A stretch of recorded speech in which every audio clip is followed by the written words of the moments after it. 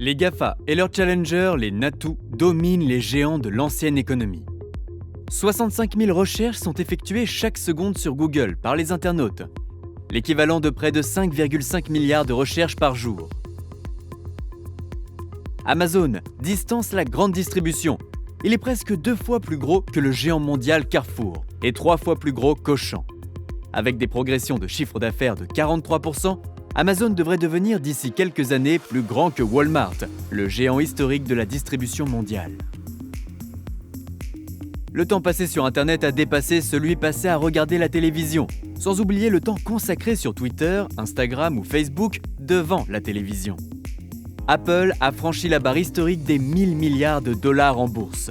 Il faut 16 valeurs du CAC 40 français pour peser autant. Apple a, à elle seule, une capitalisation boursière supérieure au PIB de 91% des pays du monde. Netflix, présent depuis seulement 4 ans en France, il a déjà 3,5 millions d'abonnés. Avec 100 000 clients supplémentaires par mois, il dépassera bientôt le numéro 1 de la télévision payante en France, Canal+, créé en 1984 et ses 4,9 millions d'abonnés. La force d'Airbnb est de ne pas détenir d'hôtel, économisant ainsi le coût de construction, d'entretien, de rémunération du personnel. Airbnb vaut 2,6 fois plus qu'Accor, obligé de se réinventer, de se spécialiser de plus en plus vers le luxe pour offrir une offre différenciante. Tesla prend de vitesse les constructeurs automobiles de l'ancienne économie.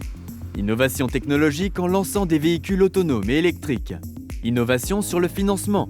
En incitant les clients à réserver leur voiture avant leur conception, Tesla s'est offert un moyen de financer le coûteux lancement d'une nouvelle voiture d'avant-garde. Tesla, créé en 2003, est devenu le 4e plus important constructeur automobile au monde, après les groupes Toyota, Daimler et Volkswagen. Il a 2 fois plus de valeur que Renault en bourse, en ne produisant que 100 000 voitures par an. Uber est parvenu à accumuler une richesse largement supérieure à celle des compagnies de taxi, sans détenir un seul taxi, ni verser de salaire à un chauffeur. En synthèse, le web a engendré une concentration de la richesse engendrée par les GAFA. Avec 418 000 collaborateurs, ils atteignent une valorisation boursière cumulée de 2,3 trillions, soit un montant proche de celui du PIB français. La richesse d'un pays comptant 67 millions d'habitants.